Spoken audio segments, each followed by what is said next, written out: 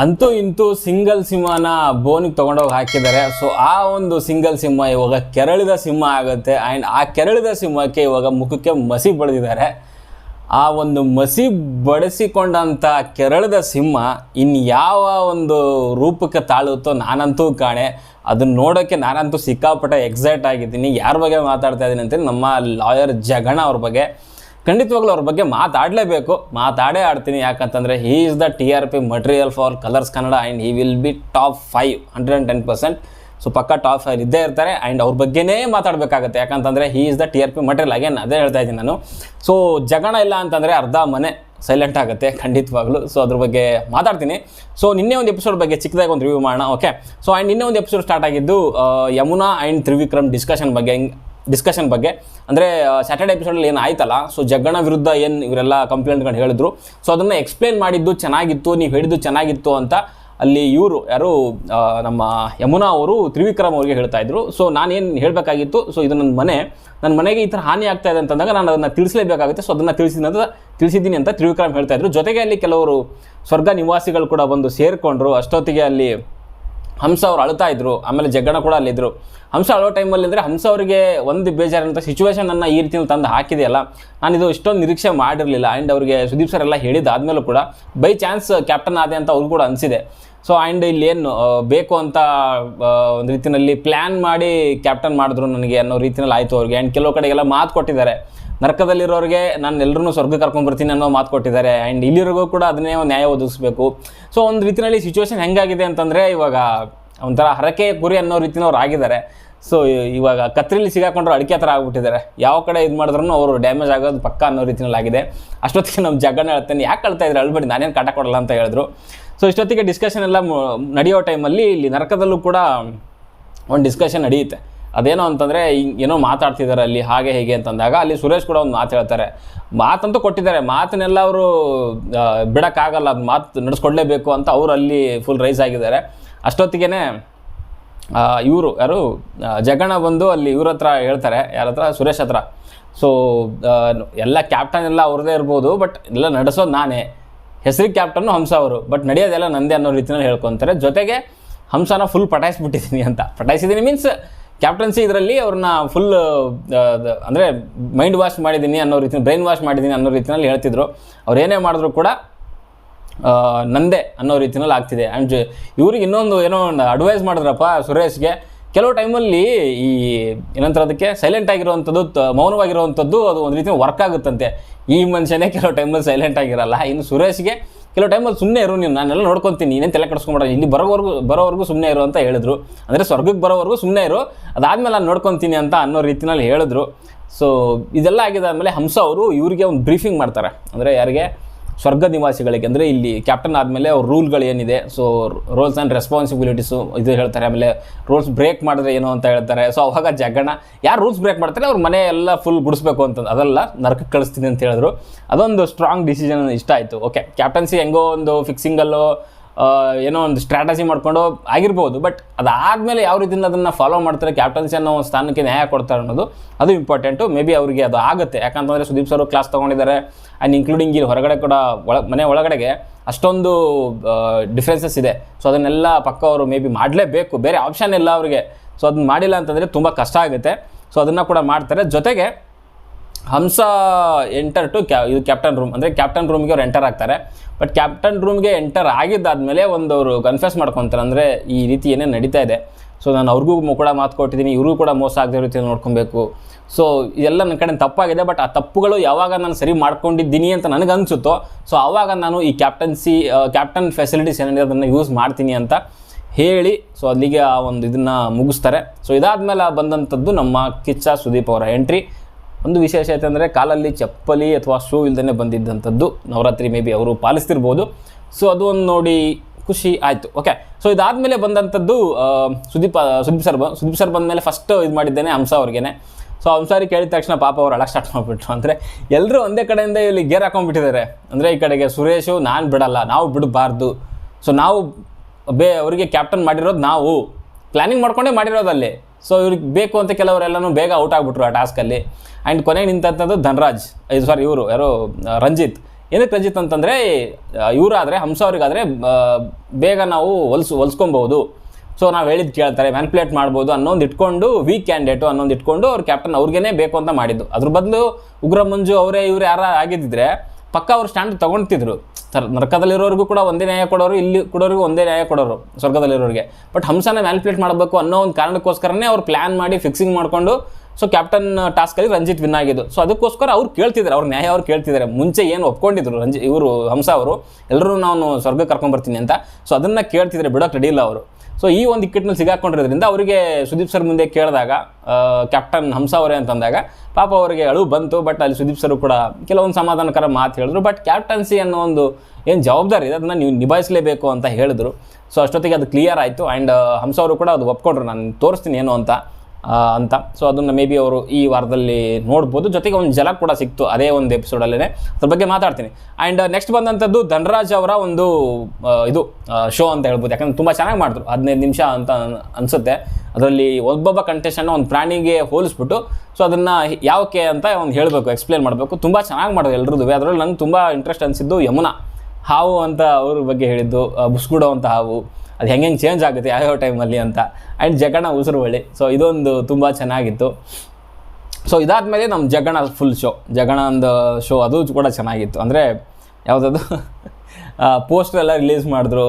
And ಸೈಡಿಗೆ ಹೋಗು ಜಗ್ಗ ಬತ್ತೋನೆ ಅನ್ನೋದು ಪೋಸ್ಟರ್, ಅದಾದಮೇಲೆ ಒಂದು ಕ್ಲಿಪ್ಸ್ಗಳೆಲ್ಲನೂ ಮಾಡಿ ಏನು ಮಾಡಿದ್ರಲ್ಲ, ಸೊ ಅದು ಒಂದು ಕೂಡ ತುಂಬ ಚೆನ್ನಾಗಿತ್ತು. ಆ್ಯಂಡ್ ಜಗಣ ಹೆಂಗೆ ಅಂತಂದರೆ ಇವಾಗ ನಾನು ಮುಂಚೆನೇ ಹೇಳಿದ್ದೆ ನಿಮಗೆ, ಆಲ್ಮೋಸ್ಟ್ ಒಂದು 8 ವಾರಕ್ಕೆ ಕೊಡೋವಂಥ ಒಂದು ಕಂಟೆಂಟ್ನ ಜಸ್ಟ್ 1 ವೀಕಲ್ಲಿ ಕೊಟ್ಟಿದ್ದಾರೆ. ಅಂದರೆ ನೀವು ಲೆಕ್ಕ ಹಾಕೊಂಡ್ಬಿಡಿ, ಆ ಮನುಷ್ಯ ಡ್ಯಾನ್ಸ್ ಮಾಡಿದ್ದಾನೆ, ಹಾಡ ಆಡಿದ್ದಾನೆ. ಆ್ಯಂಡ್ ಇನ್ನೊಂದು ಏನಂತಂದರೆ ಫೈಟಿಂಗು, ಬಿಲ್ಡಪ್ಗಳು, ಪ್ರತಿಯೊಂದು ಫುಲ್ ಒಂದು ರೀತಿಯಲ್ಲಿ ಪಡಾ ಪೋಸ್ಟರ್ ನಿಕ್ಲಾ ಇರೋ ಅನ್ನೋ ರೀತಿಯಲ್ಲಿ ಮಾಸಾಗಿ ಎಲ್ಲನೂ ಮಾಡಿದ್ದಾರೆ. ಸೊ ಈ ಥರ ಕಂಟೆಂಟ್ ಇರೋವಂಥ ಮನುಷ್ಯ, ಕೊಡೋವಂಥ ಮನುಷ್ಯ ಬಿಗ್ ಬಾಸ್ ಮನೆಗೆ ಬೇಕಾಗುತ್ತೆ. ಸೊ ಅದು ನಮ್ಮ ಜಗಣ ಕೊಡ್ತಾರೆ ಅಂತ ಹೇಳಲಿಕ್ಕೆ ಇಷ್ಟಪಡ್ತೀನಿ. ಆ್ಯಂಡ್ ನೆಕ್ಸ್ಟ್ ಬಂದಂಥದ್ದು yes or no round. So ಇದರಲ್ಲಿ ನಿಮ್ಗೆ ಗೊತ್ತಿರೋ ಕೆಲವೊಂದು ಎಸ್ ಆರ್ ಕ್ವಶನ್ಗಳು ಕೇಳ್ತಾರೆ. ಸೊ ಎಸ್ ಆರ್ ನೋ ಅಂತ ಕೇಳ್ತಾರೆ.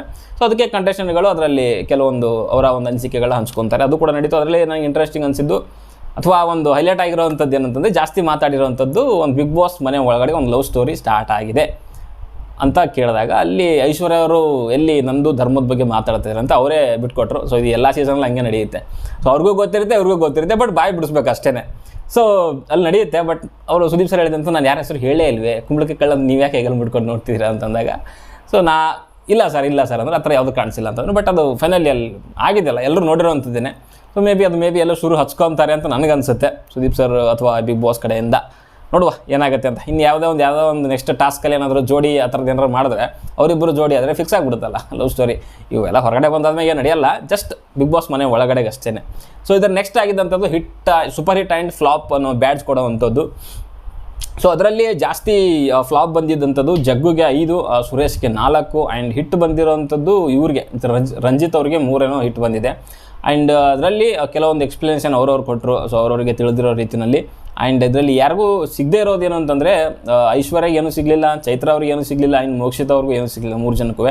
ಸೊ ಸುದೀಪ್ ಸರ್ ಜಸ್ಟ್ ಒಂದು ಹಿಂಟ್ ಆ್ಯಂಡ್ ವಾರ್ನಿಂಗ್ ಕೊಟ್ಟರು. ಸೊ ನೀವು 3 ಜನಕ್ಕೂ ಏನೂ ಸಿಕ್ಕಿಲ್ಲ ಅಂತಂದರೆ ನೀವು ಯಾವುದ್ರಲ್ಲೂ ಕೂಡ ಏನೂ ಲೆಕ್ಕಕ್ಕೆ ಇಲ್ಲ ಅನ್ನೋ ರೀತಿಯಲ್ಲಿ ಹೇಳಿದ್ರು. ಬಟ್ ಐಶ್ವರ್ಯ ಅವರು ಆಲ್ಮೋಸ್ಟ್ ಎಲ್ಲ ಭಾಗವಹಿಸಿದ್ದಾರೆ ಮನೆ ಒಳಗಡೆಗೆ. So Chaitra and Mokshitha okay silent ಇದ್ದಾರೆ, ಒಪ್ಕೊಳ್ಳೋಣ. ಬಟ್ ಐಶ್ವರ್ಯ ಚೆನ್ನಾಗೇ ಮಾಡಿದ್ದಾರೆ, ಬಟ್ ಏನಕ್ಕೆ ಅವರಿಗೆ ಸಿಗಲಿಲ್ಲ ಯಾವುದು ಅಂತ ನನಗೆ ಅರ್ಥ ಆಗಲಿಲ್ಲ. ಸೊ ಅದೊಂದು ಕೂಡ ನಡೀತು. ಸೊ ಮೇ ಬಿ ಅವರು ಕೂಡ ನೆಕ್ಸ್ಟ್ ಈ ಒಂದು ವೀಕಲ್ಲಿ ಸ್ವಲ್ಪ ಸೌಂಡ್ ಮಾಡ್ಬೋದು ಅಂತ ಅಂದ್ಕೊಂಡಿದ್ದೀನಿ.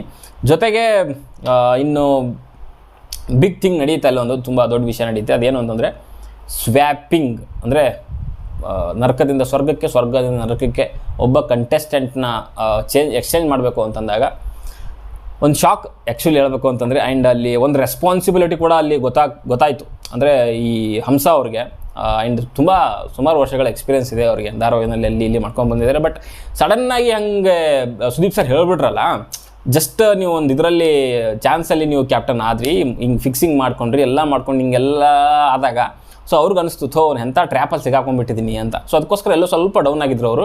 ಸುದೀಪ್ ಸರ್ ಹೇಳಿದಾದಮೇಲೆ ಕೆಲವು ಕಂಟೆಸ್ಟೆಂಟ್ಗಳೆಲ್ಲ ಅವ್ರಿಗೆ ಮಾತುಗಳೆಲ್ಲ ಕೇಳಿ ತಲೆ ಕೆಟ್ಟು ಹೋಗ್ಬಿಟ್ಟಿತ್ತು ಅವ್ರಿಗೆ. ನಾನು ಏನೇ ಮಾಡೇ ಮಾಡ್ತೀನಿ ಅನ್ನೋ ಒಂದು ಇದಕ್ಕೆ ನಿರ್ಧಾರಕ್ಕೆ ಬಂದಿದ್ದಾರೆ ಅವರು. ಆ್ಯಂಡ್ ಆ ನಿರ್ಧಾರನೇ ಈ ಒಂದು ಡಿಸಿಷನ್ ತೊಗೊಳ್ಳೋಕ್ಕೆ ಅವ್ರಿಗೆ ಹೆಲ್ಪ್ ಆಯಿತು ಅಂತ ಹೇಳ್ಬೋದು. ಅದೇನು ಅಂತಂದರೆ, ಇವಾಗ ನಾನು ಮೊದಲು ಹೇಳ್ದಂಗೆ ರಂಜಿತ್ ಆ್ಯಂಡ್ ಒಬ್ಬ ಕಂಟೆಸ್ಟೆಂಟ್ನ ಸ್ವರ್ಗದಿಂದ ನರಕಕ್ಕೆ, ನರಕದಿಂದ ಸ್ವರ್ಗಕ್ಕೆ ಕಳಿಸ್ಬೇಕು ಅಂತಂದಾಗ ನೀಟಾಗಿ ಜಾಸ್ತಿ ಟೈಮ್ದೇ ತೊಗೊಳ್ದೆ ಯೋಚನೆ ಮಾಡ್ದೇ ರಂಜಿತ್ ಅವ್ರನ್ನ ಕರ್ಕೊಂಡು ಬಂದರು ಆ್ಯಂಡ್ ಇಲ್ಲಿ ಜಗದೀಶ್ ಅವ್ರನ್ನ ತೊಗೊಂಡೋಗಿ ಒಳಗೆ ಹಾಕಿದ್ರು. ಸಿಂಪಲ್, ಬಟ್ ಅದೊಂದು ಜಸ್ಟ್ ಒಂದು 2-3 ಮಿನಿಟ್ಸ್ ಒಳಗಡೆ ಆಗೋಯ್ತು. ಸೊ ಈ ರೀತಿಯ ನಿರ್ಧಾರಗಳನ್ನು ಕ್ಯಾಪ್ಟನ್ ಆದವರು ತೊಗೊಳ್ಳೇಬೇಕು. ಆ್ಯಂಡ್ ಇಷ್ಟು ಫಾಸ್ಟಾಗಿ ತೊಗೊಳೋಕ್ಕಿಂತ ಮುಂಚೆ ಸ್ವಲ್ಪ ಯೋಚನೆ ಕೂಡ ಮಾಡಬೇಕಾಗುತ್ತೆ. ಓಕೆ, ಈ ಒಂದು ಇದರಲ್ಲಿ ನನ್ನ ಪ್ರಕಾರ ಓಕೆ ಪರ್ಫೆಕ್ಟ್ ಅಂತ ಅನಿಸುತ್ತೆ, ಬಟ್ ಇದಾದಮೇಲೆ ಏನಾಗುತ್ತೆ ಅನ್ನೋದನ್ನು ಕೂಡ ತಲೆಯಲ್ಲಿ ಇಟ್ಕೊಂಡು ತೊಗೋಬೇಕಾಗತ್ತೆ ಡಿಸಿಷನ್ಗಳು. ಇವಾಗ ಜಗದೀಶ್ ಅವ್ರನ್ನ ಒಳಗಡೆ ಹಾಕಿದ್ದಾರೆ, ರಂಜಿತ್ ಅವ್ರನ್ನ ಕರ್ಕೊಂಡು ಬಂದಿರೋದು ಏನೂ ಪ್ರಾಬ್ಲಮ್ ಇಲ್ಲ. ಸೊ ಯಾಕಂದರೆ ಅವ್ರ ಪರವಾಗಿ ಆಟ ಆಡಿದ್ದಾರೆ ಆ್ಯಂಡ್ ಅವ್ರ ಇಂಟೆನ್ಷನ್ ಏನು ಅಂತ ಕೂಡ ಹೇಳ್ಕೊಂಡಿದ್ದಾರೆ, ಸರಿ ಇದೆ. ಬಟ್ ಜಗದೀಶ್ ಅವ್ರನ್ನ ಒಳಗಡೆ ಹಾಕಿದ ಮೇಲೆ ಸೊ ಅದ್ರ ಮುಂದೆ ಆಗೋವಂಥ ಪರಿಣಾಮಗಳು ಮೇ ಬಿ ಹಂಸ ಅವ್ರಿಗೂ ಗೊತ್ತಿದೆ, ಯೋಚನೆ ಮಾಡಿರ್ತಾರೆ. ಬಟ್ ಇಲ್ಲಿ ಜಗದೀಶ್ ಅವ್ರು ಏನು ಅಂದ್ಕೊಂಡಿದ್ರು ಅಂತಂದರೆ, ನಾನು ಹಂಸ ಅವ್ರಿಗೆ ಪಕ್ಕ ಮ್ಯಾನ್ಪ್ಲೇಟ್ ಮಾಡಿದ್ದೀನಿ, ಅವ್ರು ಕ್ಯಾಪ್ಟನ್ ಆದ್ರೆ ಅಷ್ಟೇ ಹಿಂದ್ಗಡೆ ಅದೆಲ್ಲನೂ ಉಸ್ತುವಾರಿ ಮಾಡೋನು, ಆ ಕ್ಯಾಪ್ಟನ್ಸಿ ಅನ್ನೋ ಒಂದು ಇದು ನಡೆಸೋನು ನಾನು ಅನ್ನೋ ರೀತಿಯಲ್ಲಿ ಏನು ಓವರ್ ಬಿಲ್ಡಪ್ಪಲ್ಲಿ ಓವರ್ ಕಾನ್ಫಿಡೆನ್ಸಲ್ಲಿ ಇದ್ದರು. ಸೊ ಅದೆಲ್ಲದಕ್ಕೂ ಒಂದು ರೀತಿಯಲ್ಲಿ ಪೆಟ್ಟು ಕೊಟ್ಟಂಗೆ ಆಯ್ತು ಇವಾಗ. ಸೊ ಇವಾಗ ಜಗದೀಶು ಯಾವ ಒಂದು ಇದಕ್ಕೆ ಅಂದರೆ ಯಾವ ರೀತಿಯಲ್ಲಿ ರಿಯಾಕ್ಟ್ ಮಾಡ್ತಾರೆ ಅನ್ನೋದು ನಾನಂತೂ ನೋಡ್ಲಿಕ್ಕೆ ಕಾಯ್ತಾ ಇದ್ದೀನಿ.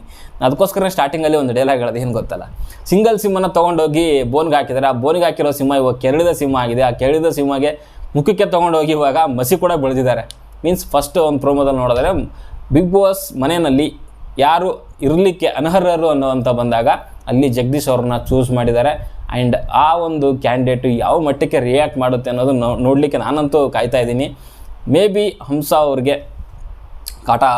ಫೈಟ್ ಅಂತೂ ಇದ್ದೇ ಇರುತ್ತೆ. ನಾನು ಎಲ್ಲೋ ಒಂದು ರಿಪೋರ್ಟ್ ನೋಡಿದೆ, ಅದಾದಮೇಲೆ ಒಂದೇನೋ ಫೈಟ್ ಆಗಿದೆ ಅಂತೆ ಹಂಸ ಅವ್ರಿಗೆ ಮತ್ತು ಜಗದೀಶ್ ಅವ್ರಿಗೆ ಅಂತ.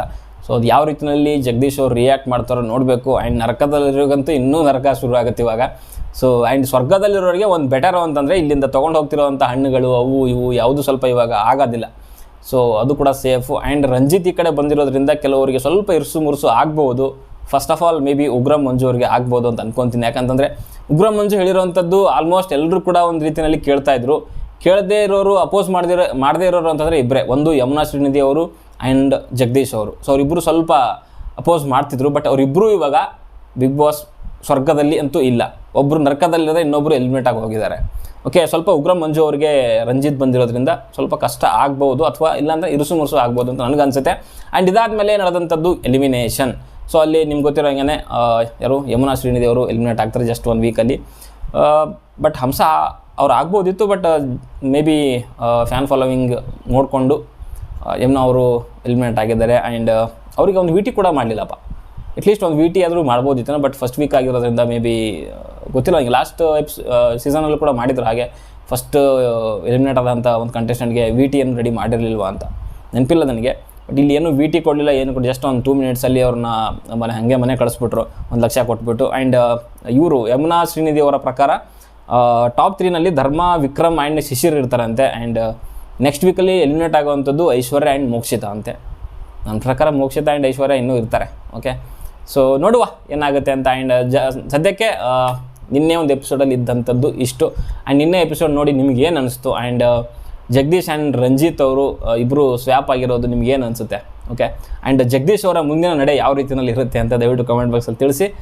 ಸೊ ಸದ್ಯಕ್ಕೆ ಹೇಳೋದು ಇಷ್ಟೇ. ವಿಡಿಯೋ ಇಷ್ಟ ಲೈಕ್ ಮಾಡಿ, ಶೇರ್ ಮಾಡಿ, ಚಾನಲ್ ಸಬ್ಸ್ಕ್ರೈಬ್ ಮಾಡ್ಕೊಳ್ಳಿ ಅಂತ ಹೇಳ್ತಾ ಮುಂದಿನ ವಿಡಿಯೋದಲ್ಲಿ ಸಿಗೋವರೆಗೂ ಬಾಯ್.